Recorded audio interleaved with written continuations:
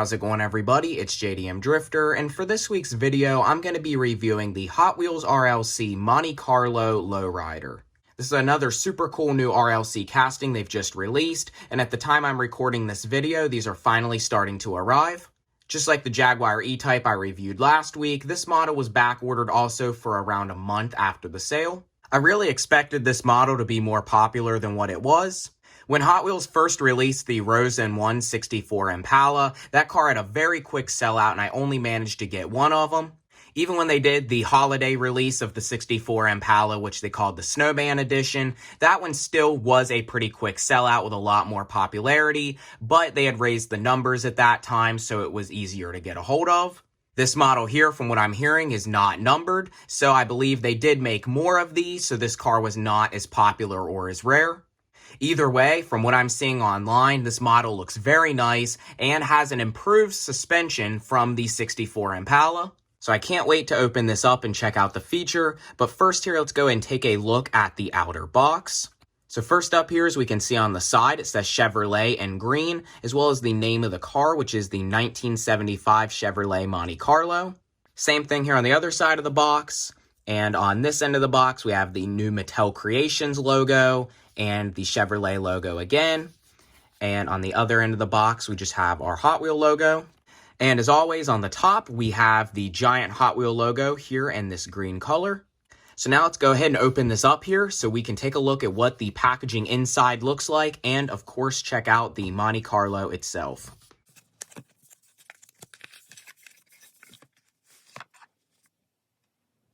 I really like this box here that the car comes in.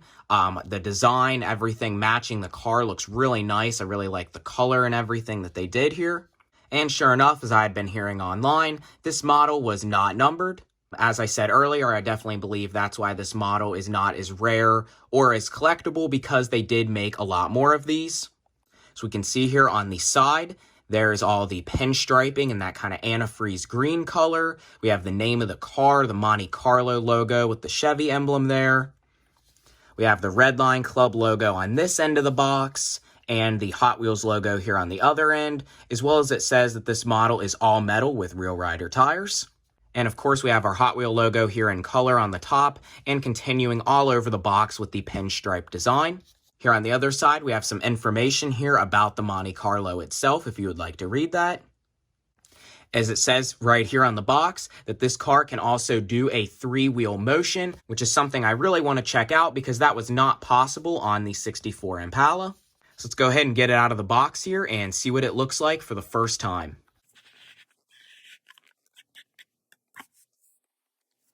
Just like the two previous lowriders, this does come in a felt-lined box. The Chevy C10s, also with the adjustable suspension, have this type of box as well. I do like this a lot because you can easily open the model and put it back when you're done. Even in this half of the box here that the car's in, it also continues with the same kind of design that was on the lid here over this box. Hot Wheels definitely put a lot more effort in the packaging on this, and that's really why I love the RLC Lowriders. It's just there's a lot more detail and effort put into these.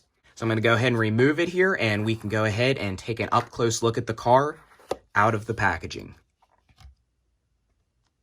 Wow, so here is the 1975 Monte Carlo Lowrider now out of the box. This is definitely why I still love to collect some of the RLC pieces. This model here is a very, very nicely done model. Tons of detail. Even the interior is more detailed than usual. And these very accurate and nice looking wheels, even though that this is not a Elite 64 model. Some other RLC models like the Jaguar E-Type I just did last, I was very disappointed with that model, and to me it was definitely low quality and not that much effort put in it. The opening hood didn't work well, the details were poor, it had no chrome detail, and the wheels were not accurate. These Dayton-style lowrider wheels, I believe this is the same style wheel they used on both of the 64 Impalas, are very realistic. It even has the spinner in the middle of the wheel and a nice low-profile treaded rubber tire with a white wall printed on. These models, to me, are the most realistic, also because Spectraflame is kind of similar to a real lowrider custom candy paint job, and to me, the lowriders are actually some of the most realistic RLC pieces that they make. I'm very glad to now see a new casting instead of another reuse of the 64 Impala come out for a lowrider, and I really hope Mattel keeps making more lowriders in the future, because to me, these are definitely worth the money. A lot of other RLCs seem way overpriced for what you're getting. Like with this one here, we actually do have chrome bumpers, which is something you don't get on most other RLCs. I didn't have anything else really to bring out to compare to this model, but I will talk about some of the history of Hot Wheel lowriders and actually the original Hot Wheels 100% Monte Carlo later in this video. But first up here, before we check out the suspension, let's take a look at all of the nice details that this model has. This model is painted in Spectraflame Antifreeze yellow over chrome. I think this color fits this model very well and definitely looks like a real lowrider candy paint. Like I had said, this makes the Spectraflame actually way more realistic by putting it on a lowrider model, especially covering it with the decals like this on every panel. I love this kind of green and orange design and pinstriping they did all over this whole car. Definitely looks very nice. We do have our headlights printed on here in the front. We have a California license plate that says West Side. We have tinted windows with silver trim around them. That would have looked better if it was chrome, but I am just glad here we did get chrome bumpers instead of that ugly silver paint on the bumpers as well. We can even see detailed speakers in black and gray here on the back of the green interior. And this interior also has that kind of two-tone yellow look, if you can kind of see in there with the seats, and a yellow steering wheel. Definitely like the details they did here to the interior. It's all just molded plastic with kind of poorly painted yellow details, but it definitely has a realistic lowrider appearance I could see in this car. We also have silver trim around the bottom here. It would have been nicer if that was chrome as well, but we know Hot Wheels does not use chrome unless it's a part of the chassis. We have the same California West Side license plate in the back, as well as the Monte Carlo badge and detailed taillights. Here on the base of the car is chrome metal, but with chrome plastic adjustable axles, just like they did on the 64 Impala. So we can see the whole chassis is indented like a real frame there. So there is room for these realistic molded axles to actually set flat in the car. I know the 64 Impala didn't set super flat on the ground.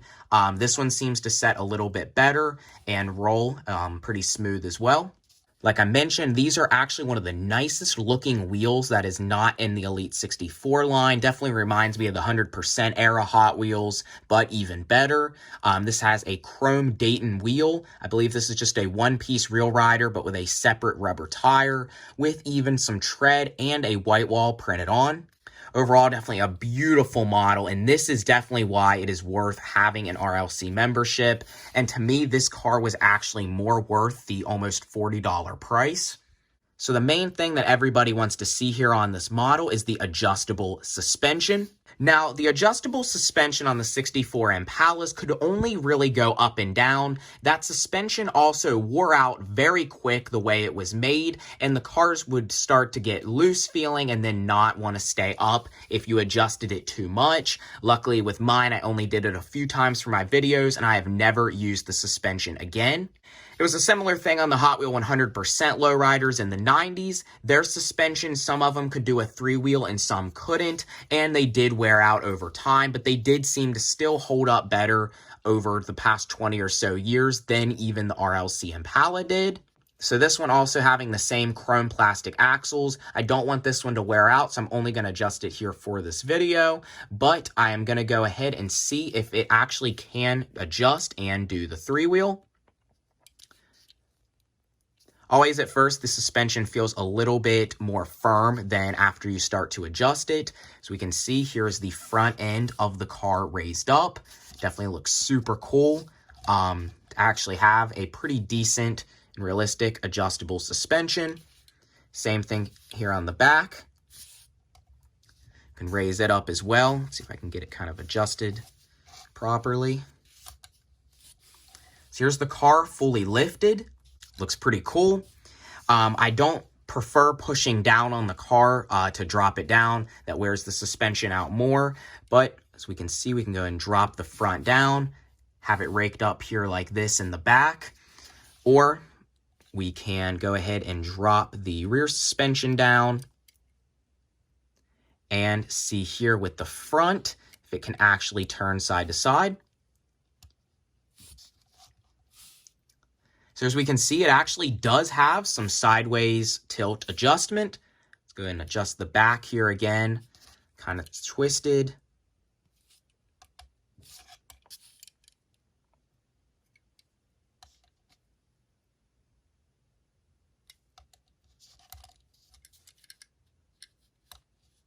And there you go. There is the 3-wheel actually adjusted on this lowrider. So actually, this one here has a lot more adjustment capabilities than the 64 Impala did.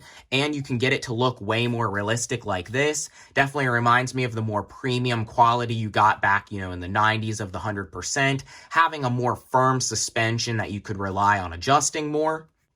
So they did not lie about this one, and I've seen a lot of people on Instagram showing this car fully adjusted, and I like this suspension way more than the 64 Impala. Still, to me, the 64 was still a better casting and a more popular casting. The 64 Impala is one of my favorite classic cars in real life. This body style Monte Carlo isn't my favorite, but as a lowrider, it sure does look good. I don't know why originally on the 64 Impala they didn't get the suspension to be able to adjust like this. I find that disappointing that those can't do the same thing that this can. Some people did try to force the suspension and were able to get it into a 3-wheel, but you had a high risk of breaking it and wearing it out way easier. Plus, no matter what, it did not look as realistic or accurate as this. I didn't end up bringing out the 64 Impalas to show in this video, but I did do a video on the Holiday Edition and the Rose N1 if you would like to check those out. Also in the video I did of the Rose N1 lowrider, I also brought out the Buick Riviera I have from Hot Wheels 100%, the original Hot Wheel lowriders to compare to it in that video. I will go ahead and put a picture up on the screen of what the original Hot Wheels 1970 Monte Carlo lowrider looked like that was originally released in 1999.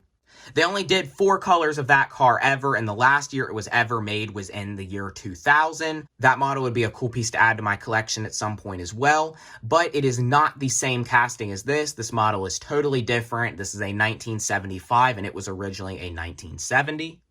Either way, I really like this RLC model. It was done very well, pretty cleanly done, no major imperfections or sloppiness on this model. The suspension feels way better, and I really like that you can adjust it into a 3-wheel position.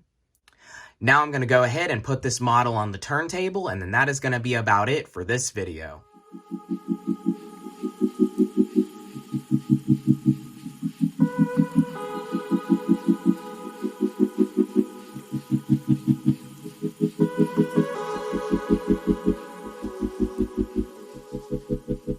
So I think that's about all for this video. If you enjoyed the video, please comment, like, and subscribe.